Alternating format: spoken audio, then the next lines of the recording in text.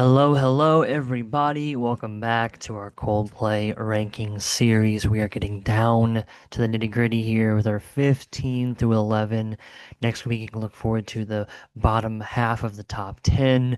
We are only a few weeks away from being done here. So I'll say at the top, if you have a band or an artist you want me to do after this, just post it in the comments. Let me know what you think. Um, okay, let's get into it then. Number 15, we have a song from Parachutes, Sparks. And this song, if you don't know, recently has like really popped off, has shot up the charts actually, and mostly because of TikTok. Some reason it has taken on a second life, a second wind as a TikTok audio, like to play behind your video. And my students love it. They are seventh graders, 12, 13 years old. They love this song. And so do I. I mean, let's be real. 15, when you're talking about 10 albums of Coldplay songs, we ranked, started at 107, and here we are at 15. It's an amazing song. It is one of the most beautiful songs just from Chris Martin's perspective, like his singing. Um, it is pretty incredible that this is their first album and he's doing things with his voice that are just absolutely beautiful and haunting. It's a really mellow song without being like depressingly sad, like some of the stuff on Ghost Stories can be at times. Can be a little too sad, a little too heavy. Um, and part of what it is honestly Will Champion on the drums with like the jazz like brushes that they use a lot of times in like slower jazz songs, and I'm not sure what else it's used for. I'm sure it's used for more than just that, but that's what I've mostly heard it on. As someone who hasn't listened to a ton of jazz, I have heard on some of those more lighter jazz albums. We have an upright bass and you have the little brushes on the drums. Um, but it's in a very different setting here, obviously, where we have an acoustic guitar led song with some like electric almost filling in the gaps. It is really unique in its writing. While it's just like a pretty simple like breakup feeling song, um, it is just beautiful. And you don't have very much keyboard in it, but you do have a little bit of keyboard in it. Um, and it's just like a lot of Coldplay's best sad love songs are kind of bittersweet. Like they're like not, and I think that's part of their recipe for success is that they don't just write like really depressingly bad, not like bad like quality, but like how sad the song is so heavy. They don't do a lot of that. You think of Everglow, sad but like bittersweet. You think of we talked about Let Somebody Go. Was that last week maybe or maybe the week before? Um, Let Somebody Go is beautiful and it is bittersweet, but it is a breakup song. Yeah, yeah, that was definitely last week. Because I had that top 20. And this one here is the same way though, in terms of it being bittersweet. Starting off the song with "Did I Drive You Away?" Like, it's just like an incredible line. Like, is it my fault? Like, what just happened? Um, and he's saying like, I promise I'll always look out for you. My heart is yours.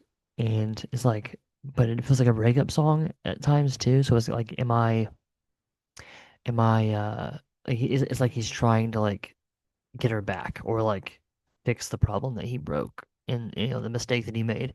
I know I was wrong, but I won't let you down. And then immediately, oh yeah, I will. Yeah, I will. Yes, I will.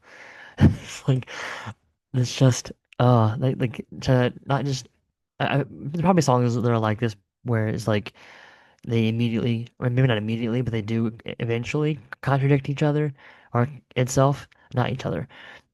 This one is like immediate. It's like the next line is like, yeah, actually I will let you down. I would love to say that I can't or that I won't, but I will. Um, it's yeah, it's beautiful. It's a great song. It's very simple. It's just 3.5 minutes. I mean, it's like 340 something. Um, but just a really beautiful, haunting little song that like is easy if you're not really paying attention to it. It's easy to overlook it, but I do think it is exceptional. And there's a reason why it's like popped back up into popularity. It's not just like a random song that was in a specific YouTube or TikToker's video that like caught fire. It's like it fits a specific style of atmosphere in terms of what you're looking for to portray in a video. So like I could see it. I'm sure it's been in movies before. Maybe it hasn't, but I feel like it could be in a lot of different movies. So okay, that's number 15. Number 14, Charlie Brown from Milo Zoloto, and this is a little surprising to me, not like shocking, but I definitely had this song higher on the last time that I ranked it, and it's not just because I added two or three new albums since I've last ranked the songs. It's just like I'm actually higher on the other songs that are left on Milo Zoloto than I am Charlie Brown now, and it's really not anything against Charlie Brown. It really isn't. I love Charlie Brown. The beginning with the keyboard and guitar. I think it might even be two electric guitars, and there might even be a acoustic in the background. I'm pretty sure there is. Um, it's great. It's a great opening. Um, and the first verse, kind of bringing it back down. I do like it when they come out strong and then bring it down, versus starting off down and building up at the chorus. I like it when it starts off big and then falls down and comes back up at the chorus. Just in terms of the dynamics of the song itself. Um, I like the the way that the acoustic guitar stays strong in the verse though. It kind of helps drive the momentum and the like keeps the tempo feeling like it's like not like dropping completely to a verse. It's just like, oh, a lot of the exterior dynamics have dropped. Like uh the electric guitar, the drums, and then they come back in for a little like musical interlude with all the smashing drums and the electric guitar riff, which is a really great little riff. And then verse two comes in and it goes back to just the acoustic guitar pretty much. There's other stuff too, but I do love the line, "Be a bright red rose, come bursting the concrete, be a cartoon heart, light a fire, a spark, light a fire, a flame in my heart." And then the will be glowing in the dark definitely fits in with like the vibe of Milo Zoloto as an album and like the shift that Coldplay went through in this era, going to the electro, the light up bands, um, with their concerts and stuff. And this is a song that I'm sure they have played a number of times throughout different tours. I don't just mean like obviously they've toured hundreds and thousands of concerts, so um, I don't mean that they've only played it a few times. I just mean like different tours. They probably played it multiple different tours because it's a very good song live. I'm pretty sure they played it when I saw them live the second and third times. Because my first time I saw them it was before they had the song even written. And the chorus is really good. The chorus is like a little underwhelming when compared to other songs on this album that are similar. And I don't want to totally give it away because I don't actually know yet where that song that I'm talking about is going to be placed on my list yet. So um, if I knew it was going to be close to this, I'd go ahead and just say it, but I'm not sure. It might be pretty high. I don't know. We'll see. I kind of think it might be next episode, but we don't really know. I don't really know yet, but.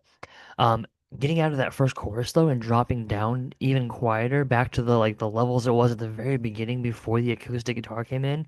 It's like right after that we'll run. It's like all the highs, all the lows. Right at that part, as the room a spinning goes, which I love that little phrase, a spinning. It drops all the way down to just like kind of synthy keyboards in the background. We'll run riot. We'll be glowing in the dark, and then even the keyboard kind of drops out and it just has that like vocalization. That's probably a keyboard or a synth sound, but it's the first thing you hear of the entire song, and you don't hear it for like 3 more minutes. Then you hear it here. Then you slowly bring back in the electric guitar with the riff and the keyboards and the acoustic guitar, uh, and then into the bridge, um, which like it's an instrumental bridge, I guess. I don't know. It's a unique song though because it has like two verses and then a chorus and then like a breakdown where you have like an instrumental build back up to um, where it says "Soul soar, luminous and wired, will be glowing in the dark." And that's the end of the song. Um, and so it's a weirdly structured song. I don't know how much I ever noticed that before this ranking, and I love it. And my favorite part of the entire song is actually the end after that line, where they totally break down and it's just Chris and the piano. and it's some of the most beautiful piano I've ever heard from Coldplay. And heard him just period. It's just an absolutely beautiful piano piece with like a little pad of like a string pad underneath it, just like playing a chord. Um, it is gorgeous. So much so that I've actually learned how to play it. It's probably one of the um like one of the best things I know how to play on the piano, which is not a long list, I will say, but I do know how to play it, and it's my favorite part of the song. And that's probably a part of why I went ahead and dropped it beneath another song from the same album, just because it's like my favorite part is the end of the song, and the rest of the song is very good. I still love it. It's number 14 on my list, but it's kind of odd that I was like, yeah, the best part is the last 30 seconds of a 4-minute song. It's like, that might be a bit of a negative, like pretty nitpicky, but like kind of a bit of a negative. So I ended up putting it at 14, whereas in the past it would have maybe been a couple of spots higher. Definitely would have been second on the album instead of being third, I think is what where we have it here, the third best song from Miles Little. And I can hear arguments for it being maybe even a spot or two lower on some people's list, in terms of on the album of Milo Zoloto. For me, it's definitely high on the album, and I think that putting it here is about where it should be. So let's go ahead and get into number 13 then. Is Lost from Viva La Vida or Death and All His Friends. Incredible song. Honestly, like could see this being even higher in the future. I just like I kept putting it higher and higher and higher. I thought it would fall earlier. If I was being honest. I mean, the last time we had a Viva La Vida song was number 30, and this is number 13. I definitely thought this would be somewhere in the low 20s, so like maybe 10 spots lower, or 5 to 10 spots lower. Not like wildly lower, but just a little bit lower. But it's such a well crafted song, and it is well produced, and just having that driving beat the entire time in the background is not that complicated, but it's unique enough that it catches your attention while also being um, basic enough to be able to be in the background throughout the entire song and not get on your nerves. It's like sometimes when something is so unique, you can't have it going throughout the entire song, else you're like, oh my God, by the end of the song, like, please stop doing that. That's not at all true for the drum beat here. And it like sometimes the drum beat, especially in a more modern song, would be a lot more electronic. It'd be like kind of fake, like not like actually on a drum set, right?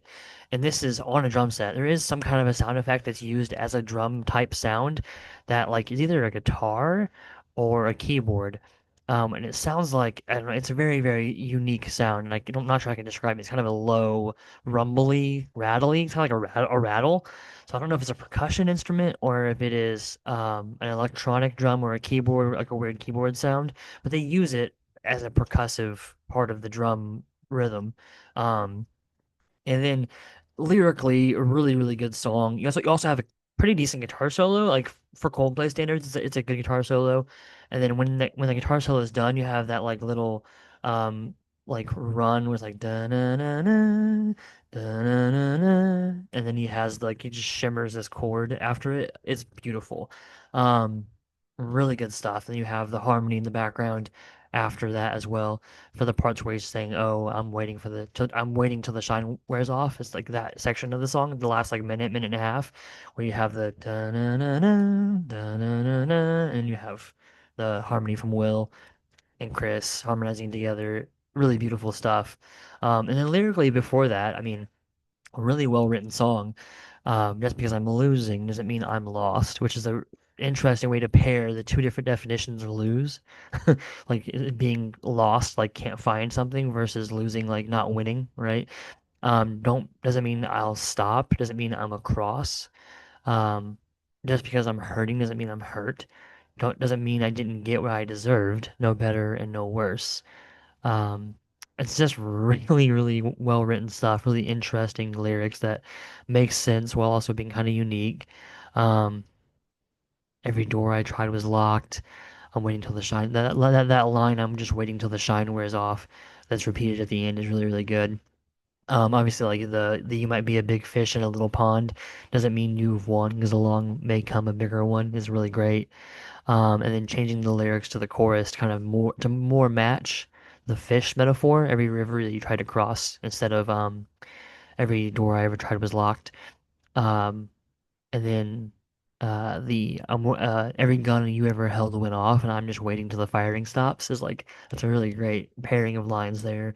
Again, not a complicated song. It's pretty short. It's only like just it's under 4 minutes, but it's close to 4 minutes.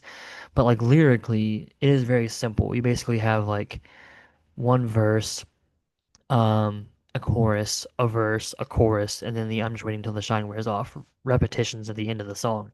So not even really I guess you could call it a bridge, but it ends with that repetition of I'm just waiting till the shine wears off. So I don't know if you can really call it a bridge. It's more just like an ending to me. Um, because it's also a line from the chorus. So it's not like it isn't like a repetition of the full chorus. It's just like a repetition of the last line of the chorus, which is like a nice way. It's a solid way to end the song, especially given that like it's probably the most important line of the song. Um, just really, really good stuff though. Even though it's not very simple, it is incredibly well crafted.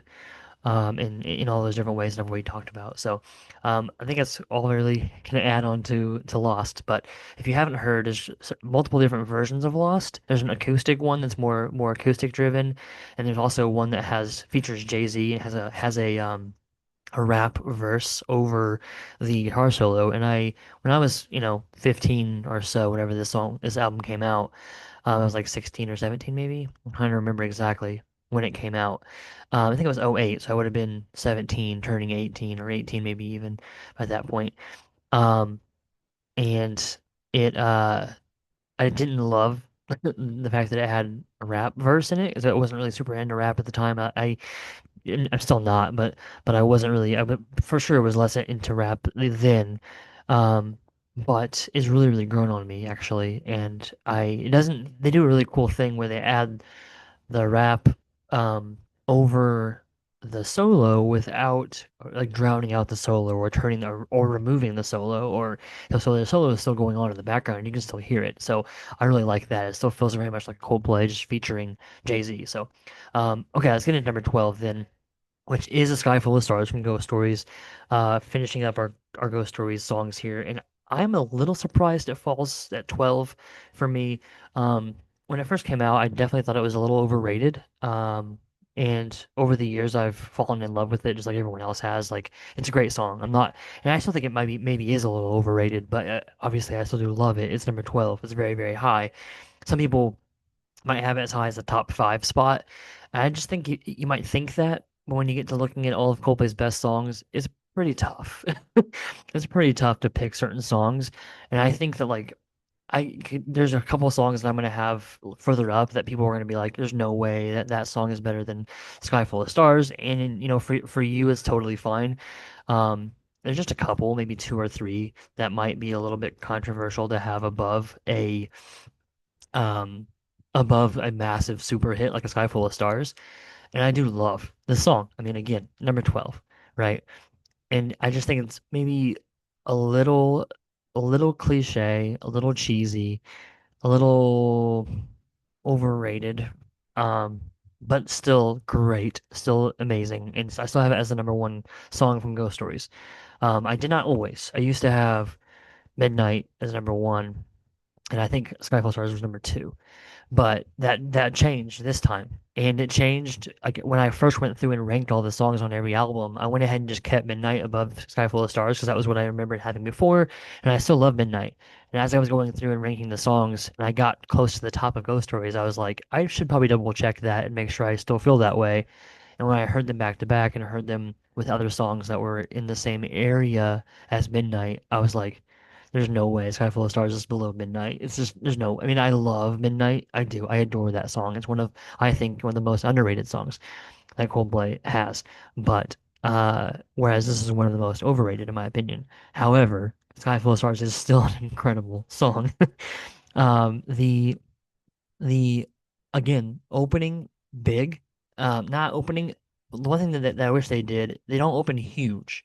They open like strong and then sink down, which is it's a good start, I think. I just wish it was maybe a little bit bigger to start. Um, but it fits in the like drowned out piano at the beginning of the verse. I actually love. Where it's like it comes in more full and more clear in the beginning, like the intro, and then by the time the verse starts, it's like kind of sounding like underwater a little bit, not like literally, but just sounds a little bit more like you can't quite make out the different individual notes as much, and it's a little bit more um like blurred, I guess. I don't know how to describe that in terms of piano terms and keyboard terms, but then you get the second part of the verse with the drum like I don't know if he's like hitting the edge of a drum like a tom or snare, but or hitting like he's probably hitting a cymbal like the edge of a cymbal, but it's like a high click type sound, and but it's like pretty quick. It's just it's really good, I think. And obviously you have Chris singing pretty high, and then you get into the chorus. And he's singing, pretty full voice, but you do get the kind of like the beat drop after that the first verse, which is where things are really come in big. And I do understand why they probably decided to come in like strong in the beginning, drop for the verse, and then the interlude after the verse is like full, because it really like has a nice little feel. Um, and then the first, I mean, I guess that's maybe it's kind of hard to say. Like the song doesn't really have chorus. Like it has like, or it's all just chorus. I don't know, because it's like, "Cause you're a sky full of stars" is the first line. "I'm gonna give you my heart" is the next line, and then "cause you're a sky full of stars." Cause you're a sky full of stars, and then goes into more detail. Like you light up the path. I don't care. Go on and tear me apart. I don't care if you do. Cause in a sky full of stars, I think I saw you. And then that's where the like big beat drop is at. And then there's an interlude there. Cause you're a sky full of stars. I'm gonna die in your arms. Cause you get lighter the more it gets dark. I'm gonna give you my heart. I don't care. Go on and tear me apart, which is my favorite line of the song. I don't care if you do, cause in a sky full of stars, I think I see you. And then it's again the beat drop there with the like full synth and like everything. There's like a really synthy like string build. And it's like that dancey moment. And I will say like part of my love for this song and why when I first heard it thought it was overrated and kind of fell in love with it eventually over time was because I saw them live twice after this song came out, and both times it's an incredible song live. It's better live than it is on the track. Um, and a part of that is just like the atmosphere and the energy of the crowd and the atmosphere and energy of the band. Um, the first time we heard it, it was raining in Chicago, and they were like, Will was like, "We have to go." You can see him like mouthing to Chris, like, "We got to get out of here. It's raining on all of our stuff." And they finished this song and then took like a break and came back for a second and finished up the show, but like we're super hesitant to just give up on the show, even though it was raining. It wasn't like a heavy, heavy rain, but it was raining very clearly, very obviously. People were getting soaked. Um, so, and the end of the song is like another chorus because you're a sky full of stars, such a heavenly view, and then the ending of yeah, yeah, yeah, ooh. Uh, it's like it's a great song. Okay, so if I have to justify why I have it at 12, I think it's again a little bit cheesy. Like the metaphor of a sky full of stars is like it's a little bit cheesy. Not too bad. And it's also just like it's a 4.5 minute song that doesn't have a ton of. I don't think it's too long. Don't get me wrong. I wouldn't mind if it was longer, to be honest. Um, but there's not a whole lot of depth lyrically to it, and not just because the lines are a little bit cheesy, but because it's like you have sky full of stars, like that, cause you're a sky full of stars, or cause you're a sky full of stars. That line is in the song one, two, three, four, five, six times. And basically every time, other than one, because one of them is cause in a sky full of stars. The rest of them, so it's actually only in there 5 times. And then the sixth time is, no, no, no, sorry. I'm wrong. So it's cause you're a sky, cause you're a sky full of stars. That line is in there 4 times. And then the cause in a sky full of stars, I think I see you. That's in there. Either I think I saw you or I think I see you. That's 2 different times. And basically, like the cause in a sky, I'm sorry, cause you're a sky full of stars. So that line is like setting up a verse-ish or a chorus. I don't know what you want to call it, like a segment So there's like four segments, and the end of two of the segments is because in a sky full of stars, I think I saw you, or I think I see you. So it's like it has four sections, um, but they're not all even, and so it's like a lot of the song is that like dance beat stuff from the mic drops or the beat drops, not mic drops, beat drops. The first one is like 25-ish seconds. And then the last one, the second one, um, I'm gonna see here, is longer, like 2:45 to like, yeah, about 45 seconds. So it's like over a minute now of the like dancing section, like where you would dance around, which is great. I mean, definitely did that live. It's a lot of fun. And then the last 30 seconds is like the wind down of the whole song. Um, and so it's like you have a minute and a half of a 4.5 minute song that's like not, I mean, it's definitely a part of the song. I'm not trying to say it's not, but it is separate. And so the lyrical part is repetitive and is only about half, like a little bit less than, a little bit more than half the song. I just wish there was a little bit more lyrically to it. And I don't know exactly what I'm just like having this thought like right now. And so I'm not sure exactly what I would want to do. It would definitely have to make a song longer, probably, which is fine. I don't think anyone would complain about that. It's not like it's a super long song. I just think if you had like another 30 to 60 seconds of song, that it would be, or maybe you have like a longer version of it. I think maybe you do 30 to 45. I don't think you really want to hit 7 minutes, but I think if you could get like, I mean, a minute longer would just be 5.5 minutes. That wouldn't be crazy. So somewhere between 5 and 5.5 minutes, I think, just to give it another like maybe an actual bridge that's like a whole different like lyrical pattern. It just is kind of repetitive, which is weird, given that it's such a good song that it's still a very great song in spite of that. That's just a small nitpick of why it's not like top 10 or top five. It probably will never be top five for me. Um, if you just look at the best Coldplay songs, it is very hard to be top five. Um, at this point, anything past their like fourth album. So like think about Parachutes, Rush Blood to the Head, X and Y, and Viva La Vida. And think about the best one or two songs off those albums. Even if you just take the best one song off of those four albums, you're already at four songs. And then you have to ask yourself, is Sky Full of Stars better than any of those? And if the answer is no, then it's fifth. And that's not counting, anything from Milo Zoloto, A Head Full of Dreams, Everyday Life, Music of the Spheres, and All My Love. So I'm not saying that it's impossible for a person to have this song as their top five. I just think it's like saying it's 12 means it's like just past second best on average for an album. And I had it as the number one for this album, Ghost Stories. So still really love the song. Ezra loves the song, and I love playing it for him. It's kind of song that I do think is a little overrated, but I can listen to it regularly, like, multiple times a week and not get tired of it.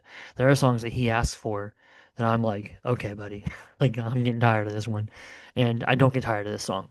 So while I do think it's a little overrated, it's more just my opinion on what the mass appeal for this song has been, that it's like a surefire top 10, maybe even a top five Coldplay song. And I just think it's like more like 10 to 15, which is not a significant drop, but would technically still then be overrated. So I spent way too long talking about Sky Full of Stars, but I just feel like it was justified because this is a song that's incredibly popular and beloved, and I do still love it, just not top 10. So last song for the episode is going to be song number 11, Politic from Rush Blood to the Head. This is one that has really grown on me.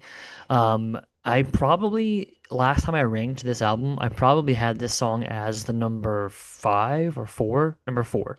I probably had Clocks in my place above this song. Yeah, so I probably had this number four, and I think it's number one, and I think not, sorry, number two, not number one. I think it's definitely number two, not number one. And part of that is that it is an incredible song live, but also it is just a really, really, really good song, period. Um, it is a little repetitive at the beginning, but lyrically it's so good. And having that like driving rock and roll guitar with the drum beat, just really good start off. Um, Lyrically, look at Earth from outer space. Everyone must find a place. Give me time and give me space. Give me real. Don't give me fake. Give me strength, reserve, control. Give me heart and give me soul. And the way that he goes up on the uh, well, it's the second time, right? Yeah. The first time he sings it straight. Give me time, give us a kiss, and tell me your own politic. And then the open up your eyes part that brings back the driving, and he just is floating up there with his note selection. Chris is. Um, and then the second verse, give me one because one is best. In confusion, confidence. Give me peace of mind and trust, but don't forget the rest of us. Give me strength, reserve, control. Give me heart and give me soul. But he goes up on the soul and then walks it back down. It's beautiful. Wounds that heal and cracks that fix. Tell me your own politic. Just the rhyming scheme and being able to write really creative lyrics and they're not always rhyming, right? Look at Earth from outer space. Everyone must find a place. Give me time and give me space. Give me real, don't give me fake. Uh, give me strength, reserve, control. Give me heart and give me soul. So like rhyming, but not with fake. So that one fake was like three lines in a row that rhymed, and then like a whole new rhyme, a whole new word doesn't fit, and then reserve control, give me heart, give me soul, give me time, give us a kiss, which doesn't rhyme with those, right? And tell me your own politic, which doesn't rhyme either. So it's like a very bizarre, like a very unique rhyming scheme, but can come back to it kind of. Give me one because one is best, in confusion, confidence. Give me peace of mind to trust. Don't forget the rest of us, and rest of us is like kind of a near rhyme because trust and rest of us like sort of kind of rhymes, but not exactly. And so you put the instead of being like three in a row and then the fourth one does not rhyme, it's one, two that does not rhyme, three and four rhyme, and then give me strength, reserve, control, give me heart, give me soul, give me wounds that heal and cracks that fix. Tell me your own politic. And it's like again another near rhyme because cracks that fix have a lot of those like ka sounds, and then tell me your own politic. And then you open up your eyes with the driving guitar again, but at 3 minutes almost, right before that, when the song just drops out, and you have just some of the most beautiful piano, um, with like some echoey, reverby synth type sounds in the background. This is why this song is so high. It's a very, very good song up to this point. This is about the halfway point. It's a very good song, probably in the 20s at this to this point. And then you have that beautiful breakdown with the piano. It is beautiful. And then, and then you have Johnny on the guitar with just hitting a chord, and it's just dripping in reverb and delay, and just like echoes and fills in the cracks so well. And Chris coming in while playing the piano, coming in with and give me love over love over love over this, and it just really contextualizes the entire song. So to me, the whole first like couple of verses, however long you want to just talk about, is like there are all these different things that we need that we feel like we want in life, right? We want this, we want that. We feel like we need this. We need to find a place where we belong in this world. We need time, we need space, we need a fit, but we also need space. We need real. We want strength, but we also want it to be reserved. Like you want people to be strong, not to like hurt you, right? Not to like use the strength against you. You want heart and soul. You want time. You want love, a kiss, right? Um, you want confidence in confusion. That line in confusion, confidence. I love the way that that works, because it kind of like it almost feels like it just belongs in the rhyme scheme, even though it definitely does not. Give me one because one is best in confusion, confidence, and it's like some reason it just fits. I don't know if it's because I don't know if it's because of the because one is best and confusion, confidence kind of matches that one a little bit. But I love the instead of repeating the give me, like he could have said give me confidence in confusion, because everything else is give me time, give me real, give me strength, give me heart, give me time, give me one, give me peace, give me strength, give me heart, right? All these lines that are give me. Um, but this one is in confusion, confidence. So I love that little variety line there. But they're all things that we want, right? Peace of mind. We want to be able to trust one another and trust ourselves. We want um, to not be left out. Don't forget the rest of us. Uh, give me heart and soul again. We already mentioned that. Give me wounds that will heal and cracks that will fix. It's like I want life experience. I want things that'll be a little bit risky, a little bit dangerous, but I don't want it to be permanently damaging. Um, but then to come in after this music, after the music drop, the piano comes in, the guitar comes in, really beautiful, and Chris comes in super high and just a gorgeous voice. Give me love over this. Like, give me all that stuff's important, and we get lost sometimes in all that stuff that we think we need and we think we want in life. But love over all of that is what we need, and what he's singing about here, and that's just very, very Coldplay, and it's very Coldplay in a completely uncheesy package, and that is it can be hard to find. Um, and it is to me musically so beautiful and deep message wise without being cheesy. That is a hard trifecta for any band, honestly. And Coldplay a lot of times doesn't really worry too much about that and just picks a couple of the three things. And generally is like, okay, you can be beautiful and meaningful, but it's gonna be a little bit cheesy. That kind of thing is generally how Coldplay operates on some of their hits, and I don't mind that. If I minded that, I wouldn't be here doing this because they have a lot of cheesy songs. Um, but the end of this song, the last minute, you have about a minute 15 when the lyrics stop and you get the drums coming back in with that crashing drum beat. But instead of having the driving guitar, you have a guitar solo that slowly builds with Chris and Will harmonizing, just vocalizing ooze. It again is so beautiful. And I love that they kind of bring back and pay and like they bring back that driving urgent drum and guitar stuff, but they change the guitar in a way that it recontextualizes it and it makes it more emotional and impactful. And so it's like the song in the beginning is like, we need these things. Here's this driving beat. We need this. I need all these different things. They're very important. It's very serious. Here's this driving beat to show the urgency. And then it all falls away when he mentions love. And it all becomes unimportant when he mentions love. And it's like that is incredible songwriting. That's incredible songwriting. Um, and to like pay homage to the beginning of the song with that same driving beat, but to change it with the lead guitar line, like the kind of a solo type line, um, to show that it's different now. It's growing, it's more beautiful, it's more dynamic. It's an incredible song. And I adore it. I wish it had been top 10. There's a really good reason why it's not.